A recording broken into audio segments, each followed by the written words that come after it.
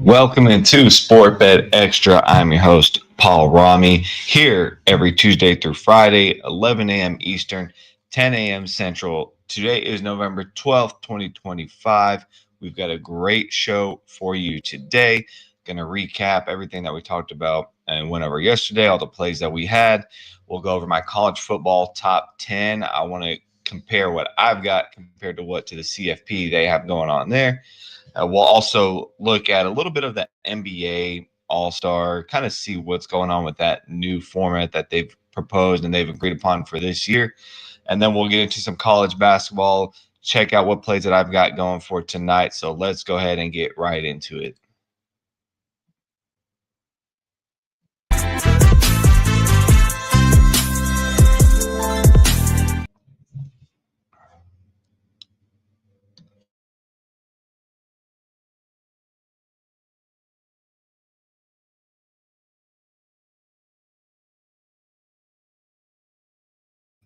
All right, now we should be up and good now. Sorry about that. Had some technical difficulties trying to get those graphics going here. Apologize. So let's get real quick to the record. I'm going to pull this up. So far on our free plays of the day, 21, 16, and 1. Yesterday, oh, that was a tough one. We had Illinois minus 4.5, so we lose on that hook. If you got lucky enough to get the 3.5, which I hope you did, great for you. You got the win there. But this in the morning we had 4.5 there. That line then moved back down to a 3.5, and just kind of an ugly flagrant foul call that they had there late in that game. I mean, it really didn't look like it warranted a flagrant. Anyways, Texas Tech goes on to make both free throws. They foul. And of course, Illinois only hits one of the free throws, so they cover by one there, or I'm sorry, by 4. So we lose that one there. LaSalle play half. They never had a chance. I expected them to play a little bit better, but they just could not rebound the ball or shoot well last night. Temple, I mean, they shot 50% from 3. So really, what are you going to do when somebody shoots 50% from 3? On the other plays that we did have, Dayton and Cincinnati under 146.5 there. As expected, it was a defensive battle that we talked about here. No issue with that one staying under. And then Raptors first half minus 5.5. That had us a bit nervous in the first quarter. But as expected, the Nets, they just really didn't have enough scoring off the bench to help them there. So we do go 2-2 last night. Again, you can get all of my plays at sportbetextra.com. There are 7-day free trials. Then after that, you can just sign up weekly. You can sign up monthly, sign up for 3 months, whatever you like. But just go get the trial at least to see what we're doing, because over the last 3 days now, I want to say, let me pull up my record here. I've got that. I believe we're 9-3, 10-3, somewhere around that range. 9-4. Sorry, 9-4 the last 3 days. Again, could have been 10-3 for Illinois, but we're on to today. So before we do get into today's games, I did want to go over my college football top 10. So I'm going to pull this up real quick. We're just going to talk about it briefly here. So again, for me, there is no change in the top 5. We've still got A&M holding steady at number 1 there. I will continue to have A&M as my number 1 team. The way they handled Missouri, a lot easier than I expected. That right there shows the kind of team that they are. I mean, that's just what they've been doing in the SEC, is beating these teams on the road. So I think that warrants them the number 1 spot there over Ohio State and others. Number 2, Indiana. They had a scare, right? Letdown spot there at Penn State. Was pretty close. Had to have some magic there at the end with who we talked about, Mendoza there. Looks like he would be good for the Heisman. We talked about that last week, possibly getting him as a Heisman candidate there. Indiana, they do pull it out. They stay number 2 there in that spot. And then when we go to number 3, obviously we've got Ohio State there. I mean, I, I don't see much of Ohio State really separating themselves or jumping up, unless it's that last game against Michigan. They took care of Purdue, which they should have. Jeremiah Smith, another big game, so he's also there up for the Heisman. He looks like a great player, that receiver there for Ohio State. On to number 4, we've got Alabama. They get the job done at home against LSU, which was expected. Big game this Saturday, which really could cause a mess if Oklahoma pulls off the upset, which could then vault them into the top 10. So this weekend, there's a lot of implications because you've got teams that are right on the cusp, on the outside looking in, trying to get in, and then you've got them going up against these top 4, top 5, top 3 ranked teams. So this is going to be very interesting this weekend. I mean, especially there with Alabama and Oklahoma, right? Because if Alabama wins, they've pretty much cemented their spot there. If Oklahoma wins, then what do? We put them over Texas, put them over Notre Dame, because they're right there in that 11 spot. Then does Alabama move down maybe to 5? But we'll have to see what happens this weekend. Probably one of the other most anticipated, though, games this weekend is going to be Georgia and Texas. I mean, Georgia, they maintain that top 5 spot there. Now we've got Texas, who snuck up into that top 10. This is another big matchup in the SEC, which is going to have a lot of implications. Again, what if Texas and Oklahoma win? What do we do now? I would assume Notre Dame drops down there. But then again, Notre Dame, their only loss is to A&M, and I can't remember who they lost to early in the season. But do we drop Notre Dame and put Texas and Oklahoma? Because I don't think you're going to drop Alabama and Georgia enough to get out of the CFP with those losses there. So it's just a lot of interesting things going on this weekend. Number 6, they maintain that spot there. Ole Miss, they didn't do anything that would really suggest them dropping. They took care of business easily there. At number 7, Texas Tech, we talked about them over the weekend. Well, nice win there against BYU, just like we predicted. That one stayed under. They handled business. They contained the BYU quarterback Bear there. He could not do much. Texas Tech jumps up to number 7. That was a much tougher game than what Oregon had, who we dropped down to number 8.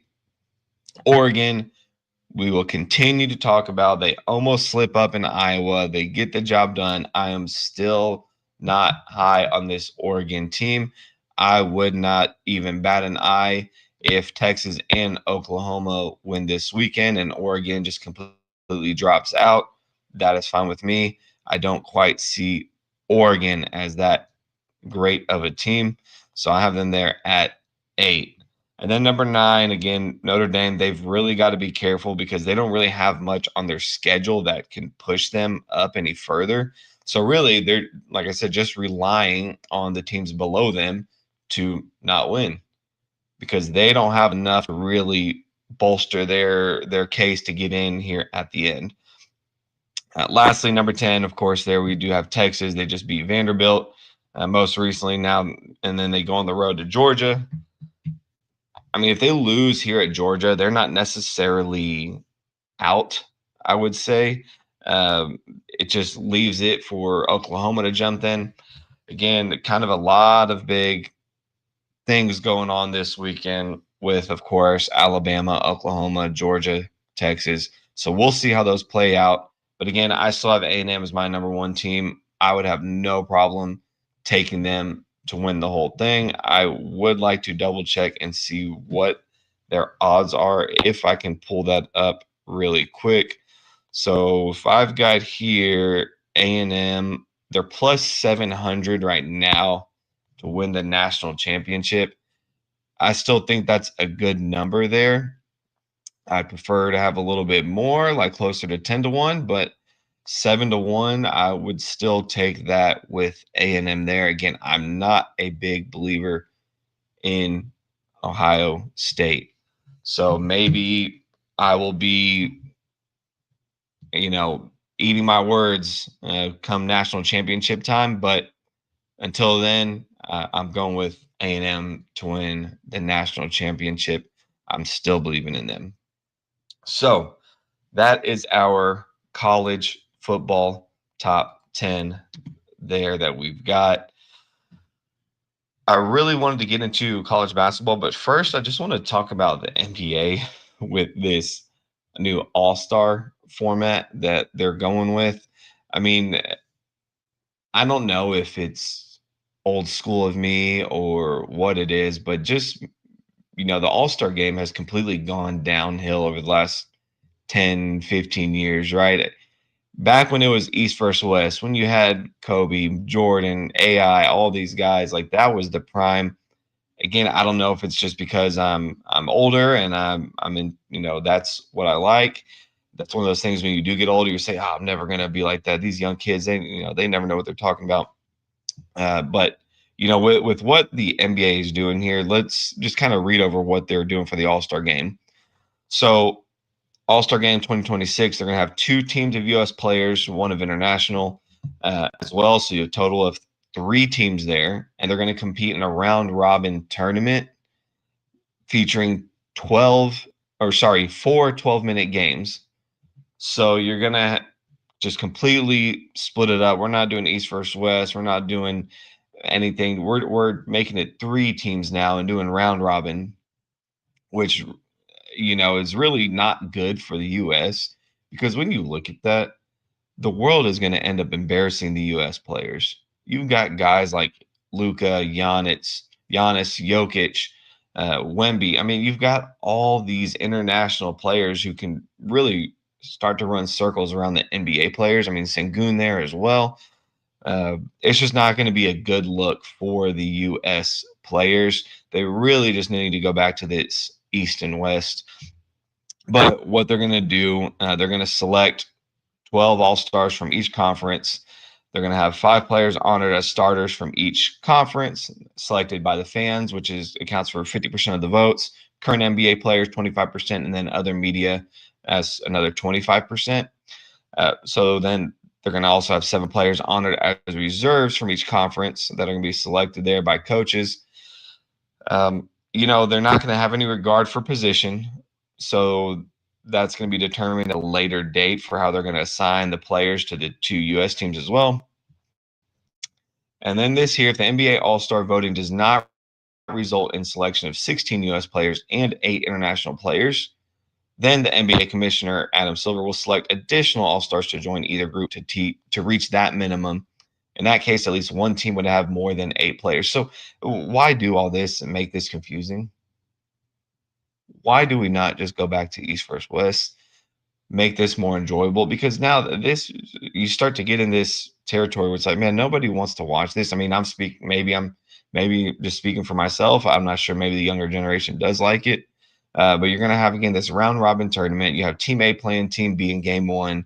Then you have Team 1 taking on Team C. And then the losing team of game 1 versus Team C. And then you've got your championship game. So you got 4 games, 12 minutes. Why not just run one game for 48 minutes, East versus West? Get back to how it used to be. Don't do any of this point total. Make some incentives for these guys, right? Have it be the winner gets home court advantage or an extra bonus, just something that's going to actually make these guys want to play in this game. So that, again, NBA All-Star is going to be kind of a joke. I mean, really, the slam dunk contest and the 3-point contest are the only things worth watching to me. I mean, the best one really in recent years was Aaron Gordon, Zach LaVine, and Mac McClung. He's been great. He's had some very cool stuff there. Been great to watch, but the slam dunk contest as well has just kind of gone downhill a bit. So, anyways, that's where we're at with the NBA. Kind of curious what you guys think. Let me know at Paul Rami there on X. I'm just kind of curious what your take is on the NBA All-Star and whether I'm just being old here and want to go back to that original style, or should we just accept it and say, hey, let's move on. Let's see what this new style is and embrace it. I don't know. But anyways, let's get to some college basketball here for tonight. Just a few games that I'm going to go over. We do have quite a bit of games, but we don't have enough time to cover all of those. Binghamton, Georgetown laying a big number there. Presbyterian, South Carolina, we're not going to talk about that one.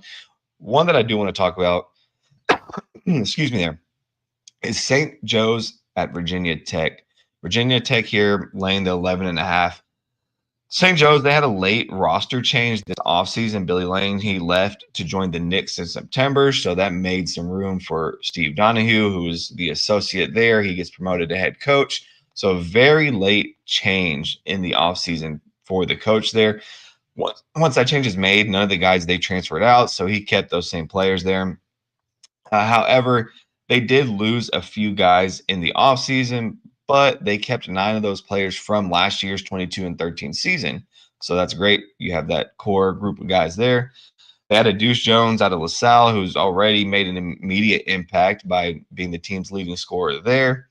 They also added size with Jaden Glover Toscano. He came over from St. John's, and he's making an impact there as well. So one thing that St. Joe's, they do really well, and they have done to open the season, is they shot a whopping 86% from the free throw line. That's one of the best in the nation, and it's not just off a few attempts, right? One of the games they went 26 for 30 on the free throws, and they go 19 for 22. So they're consistent with it. It's like they're shooting 5 free throws in a game or 10 free throws. They're shooting 20 to 30 free throws a game and hitting consistently at 86%, which we talk about a lot. College basketball, you've got to make your free throws. These kids have got to make free throws. Now, it's not going to be easy for St. Joseph's game, but they can hang around just with their ability to get to the line and knock down free throws. Virginia Tech on the other side, if you haven't heard about Neoclis Abdalas, you will now. I'm sure you've seen his stuff going around as well. He came over from Greece, where he played in the pro league there. He's already going to have that experience that puts him a little bit more above that competition that they're seeing here in college basketball. Again, look him up. You'll see his stuff on Twitter. The dude has great size, great vision, NBA style player, patience as well. I mean, he's going to be a really good player throughout the years he develops. And now the Hokies, they did have quite a bit of roster turnover, and they do return 4 of their core players from last year. But it's their incoming players that are really making the difference. Hansberry from West Virginia and Bedford from UNLV, they're already making a big difference there. The three-point shooting is there for Virginia Tech. They played a very quick pace as well. If St. Joe's really want any chance to cover this, they've got to slow the pace down here.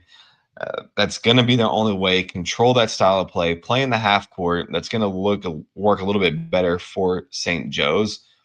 I would expect everybody to be on Virginia Tech this game after all the highlights, after what happened against Providence, how Abdalas put up with 30 or 33 points, whatever it was. He put up an insane amount. Everyone's looking at those highlights. Those are circling. People are just in awe of what he did. However, all the bets that Virginia Tech has taken, that line is still holding steady.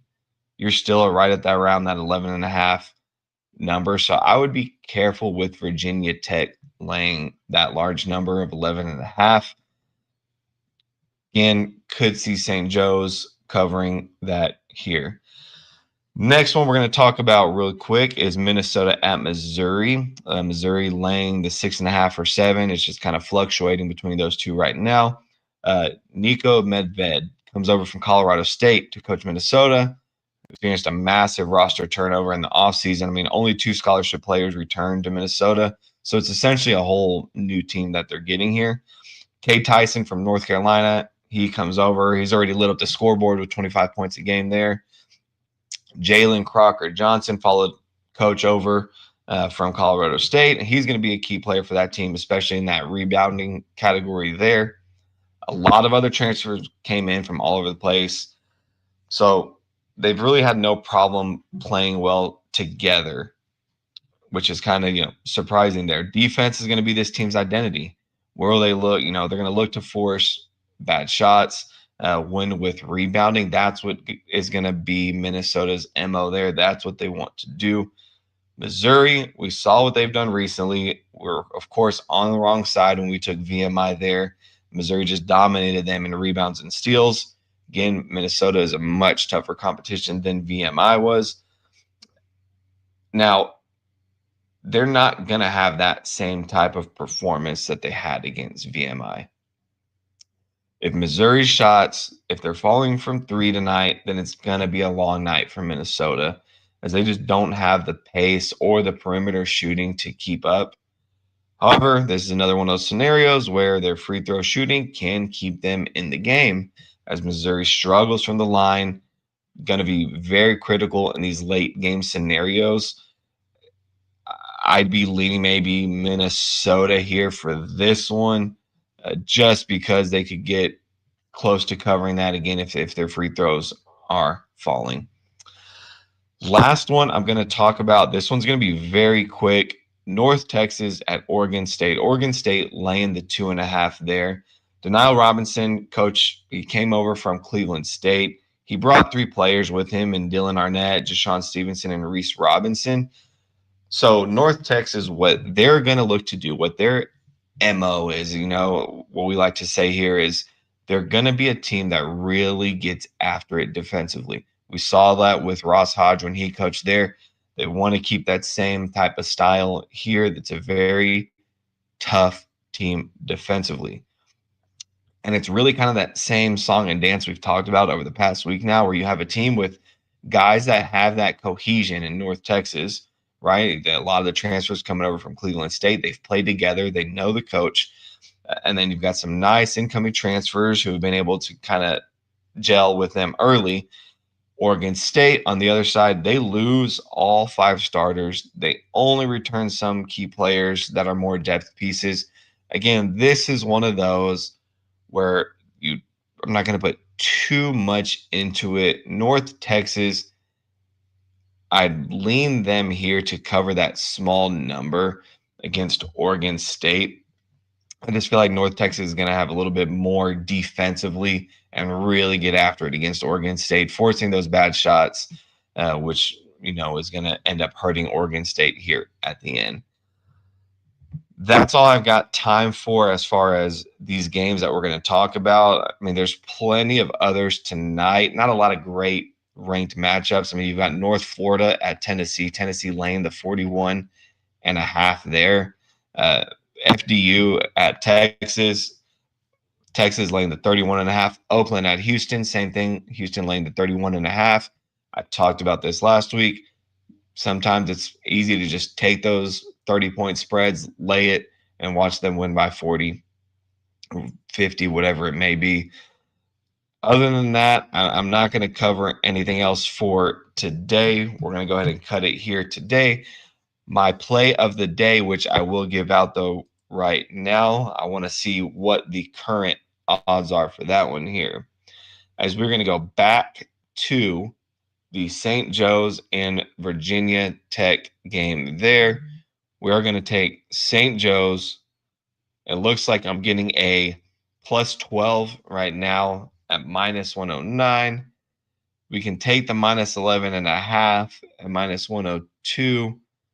So let's do that for a little less juice. Let's take St. Joe's plus 11.5 minus 102. So we'll lock that in for the play of the day there. Again, after the show, all picks are posted on sportbetextra.com. That's where you're going to get the rest of my plays. Again, subscribe there. Follow me on YouTube and X at Paul Rami. Always going to be updated with information there as well. We covered college football top 10. We covered the NBA All-Star.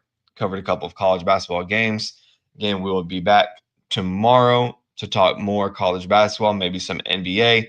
Don't forget, follow me on X at Paul Rami. I will see you guys tomorrow. Have a good one.